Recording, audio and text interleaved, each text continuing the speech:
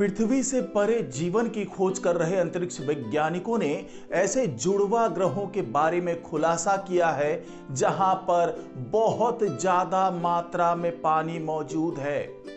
और ऐसा नहीं है कि इस ग्रह की खोज पहली बार हुई है, लेकिन अब तक ये माना जा रहा था कि यहां पर केवल पथरीली जगहें और गैस के अलावा कुछ भी नहीं है। लेकिन जब इसके आंकड़ों को खंगाला गया, जब बहुत बारीकी से अध्ययन किया गया, तब वैज्ञानिकों को ये चौंकाने वाले आंकड़े मिले। और अब वैज्ञानिकों ने 2 टेलीस्कोप की मदद से एक बार फिर उन ग्रहों के बारे में बहुत बारीक जानकारियां जुटाई और उसके आधार पर अब वैज्ञानिक कह रहे हैं कि इन जुड़वा ग्रहों में बहुत ही ज्यादा मात्रा में पानी मौजूद है। और ये पानी वहां पर मौजूद है तो इसका ये मतलब भी हो सकता है कि वहां पर किसी न किसी स्वरूप में जीवन भी मौजूद हो। तो वैज्ञानिक अब अगले चरण के तौर पर इन्हीं जीवन की खोज करने वाले हैं उन ग्रहों पर। तो ये कौन से ग्रह हैं और कैसे इस तरीके का खुलासा हुआ कि वहां पर बहुत मात्रा में पानी मौजूद है, ये तमाम जानकारी मैं आपको इस वीडियो में देने जा रहा हूं। तो इस वीडियो को आखिर तक जरूर देखिएगा। नमस्कार, मैं हूं डॉक्टर सुरजीत सिंह और आप देख रहे हैं महना मिस्ट्री। तो दोस्तों, मैं जिन जुड़वा ग्रहों के बारे में बता रहा हूं कि जहां पर बहुत ज्यादा पानी मौजूद है, वो जुड़वा ग्रह जो हैं वो 2014 में ही खोजे जा चुके हैं। लेकिन उस वक्त वैज्ञानिकों को यह नहीं पता था कि वहां पर पानी भी मौजूद हो सकता है, क्योंकि ये 2 ग्रह जिस तारे की परिक्रमा कर रहे हैं वो तारा हमारी पृथ्वी से 218 प्रकाश वर्ष दूर है। और वैज्ञानिक ये समझने में लगे हुए थे कि आखिरकार इस ग्रह पर किस तरीके का जीवन हो सकता है, या क्या वहां पर ऑक्सीजन हो सकता है, या क्या वहां पर कोई और भी घटक हो सकते हैं जो जीवन उत्पत्ति का आधार बन सकते हैं। तो उसी दौरान जब उन्हें तमाम आंकड़े मिले जो 2014 में जुटाए गए थे, तो उन्हें ये चौंकाने वाली जानकारी मिली। उसके बाद वैज्ञानिकों ने जो नासा के रिटायर्ड टेलीस्कोप है, स्पिट्जर स्पेस टेलीस्कोप, उसको इस काम पे लगाया। साथ ही हबल स्पेस टेलीस्कोप को भी इस ग्रह पर बारीकी से नजर रखने के लिए तैनात किया।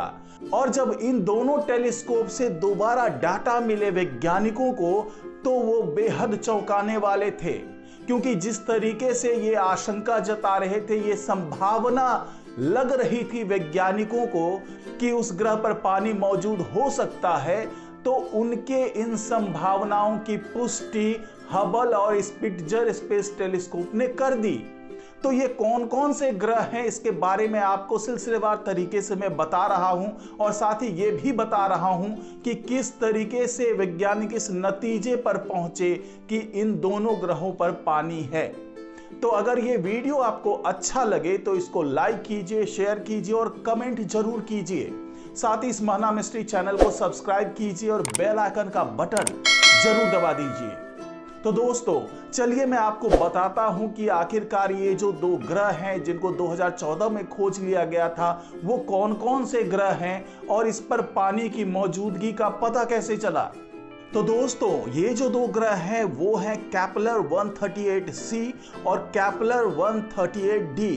यही वो 2 ग्रह हैं जहां पर पानी की मौजूदगी का पता चला है।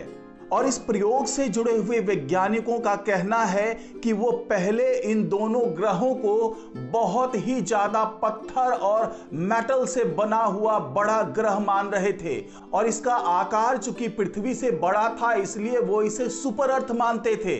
और वैज्ञानिकों को जब ये पता चला कि इन जुड़वा ग्रहों का जो वॉल्यूम है वो इसके मास से डिफर कर रहा है, यानी कि इसका वॉल्यूम जितना है उस आधार पर जितना इसका मास होना चाहिए उतना मास इसमें नहीं है।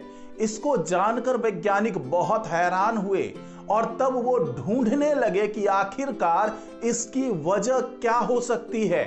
और इसी आधार पर जब उन्हें तमाम आंकड़े मिलने लगे तो वो इस नतीजे पर पहुंचने लगे कि शायद यहां पर पानी मौजूद हो सकता है। और इसी आधार पर उन्होंने आगे अपने शोध को बढ़ाया और शोध को जैसे जैसे वो बढ़ाते गए वैसे वैसे उन्हें हैरान करने वाले आंकड़े मिलते गए। तो ये क्या आंकड़े हैं और ये क्या आधार था जिसके आधार पर वैज्ञानिक ये मानने को विवश हो गए कि ये दरअसल एक वाटर वर्ल्ड है। ये दोनों ग्रह वाटर वर्ल्ड हैं, यानी यहां पर पानी का भंडार है।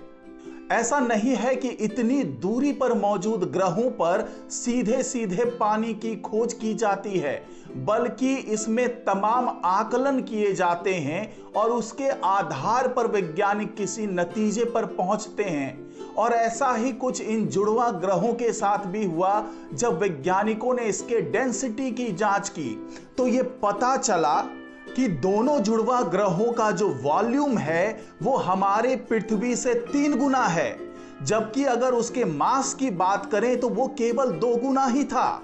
तो इससे ये समझ में आया वैज्ञानिकों को कि इन दोनों जुड़वा ग्रहों की जो डेंसिटी है वो हमारे ग्रह से यानी हमारी पृथ्वी से कम है। और इस तरीके से कम डेंसिटी के आधार पर वैज्ञानिकों को यह समझ में आया कि ये जो दोनों जुड़वा ग्रह हैं उसमें कम से कम आधा हिस्सा कुछ ऐसी चीज से बना हुआ है जो हाइड्रोजन और हीलियम से भारी है लेकिन पत्थरों से हल्के हैं। इसी आधार पर वैज्ञानिकों ने यह कैलकुलेट कर लिया और इस निष्कर्ष पर पहुंचे कि ये जो भी चीज है जो उन जुड़वा ग्रहों पर मौजूद है वो पानी के अलावा कुछ और नहीं हो सकता। वैज्ञानिकों ने एक दूसरा विकल्प भी सुझाया है। उनके मुताबिक ये ग्रह लगभग वैसे ही ग्रह हो सकते हैं जैसा कि हमारे सोलर सिस्टम में मौजूद कुछ बर्फीले चांद हैं, और हो सकता है कि इन दोनों ग्रह पर आइसी सेल और रॉकी कोर के बीच में पानी का महासागर मौजूद हो। हालांकि वैज्ञानिकों के सुझाए गए इस विकल्प में एक बाधा जरूर है कि ये जो दोनों कैप्लर ग्रह हैं उसका तापमान किसी भी बर्फीले चांद से बहुत ज्यादा है और हो सकता है कि यहां पर बहुत कम मात्रा में आइस मौजूद हो।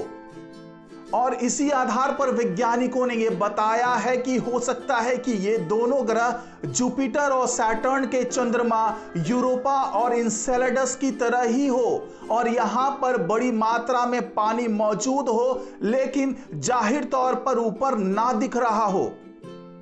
इसी प्रयोग से जुड़े एक और वैज्ञानिक ने यह बताया कि इन दोनों कैप्लर ग्रह कैप्लर 138c और कैप्लर 138d का एटमॉस्फेयर लगभग बॉइलिंग पॉइंट से ज्यादा है, यानी कि पानी जिस तापमान पर उबलने लगता है लगभग उतना ही तापमान इन दोनों ग्रहों के वायुमंडल का है।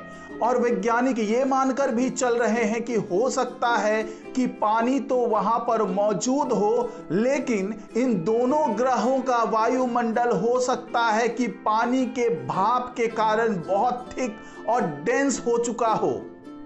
और वैज्ञानिकों ने यह भी सुझाया है कि हो सकता है कि इन दोनों ग्रह पर बहुत ही उबलता हुआ पानी लिक्विड फॉर्म में मौजूद हो, क्योंकि यहां पर बहुत ही ज्यादा प्रेशर है जिसके कारण वहां पर पानी तो मौजूद है लेकिन उसकी डेंसिटी लिक्विड की है, मगर ये जो बह रहा है वो एक गैस की तरह वहां पर बह रहा हो। और इस अवस्था को वैज्ञानिकों ने नाम दिया है सुपर क्रिटिकल फ्लूइड। और आपको बता दें कि ये जो कैप्लर वर्ल्ड है वहां पर कुल जो ग्रह हैं उसके बारे में जो वैज्ञानिकों ने बताया है उसके मुताबिक यहां पर 4 ग्रहों का एक पूरा संसार है जो अपने तारे के चारों तरफ परिक्रमा कर रहे हैं। और वैज्ञानिकों ने यह भी बताया है कि ये जो कैप्लर 138b है ये अपने तारे की परिक्रमा 10 दिन में लगा लेता है, जबकि कैप्लर 138c अपने तारे की परिक्रमा लगाने में 14 दिन का समय लगाता है। लेकिन यहां पर हम बात कैप्लर 138b की नहीं कर रहे हैं बल्कि बात कर रहे हैं केपलर 138c और केपलर 138d की। ये उसी संसार का हिस्सा है जहां पर ये चारों ग्रह एग्जिस्ट करते हैं।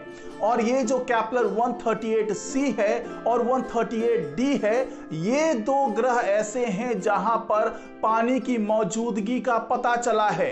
अगर हम 138b की बात करें तो उसका साइज जो है वो करीब एक मंगल ग्रह की तरह है और वहां के हालात भी लगभग मंगल ग्रह की तरह ही हैं। लेकिन वैज्ञानिक अब ये दावा कर रहे हैं कि अगर हम बात केपलर 138c और केपलर 138d की करें तो ये अपने तारे से लगभग उतनी दूरी पर मौजूद हैं कि जहां पर उनके ग्रह पर मौजूद पानी भाप बनकर उड़ ना जाए।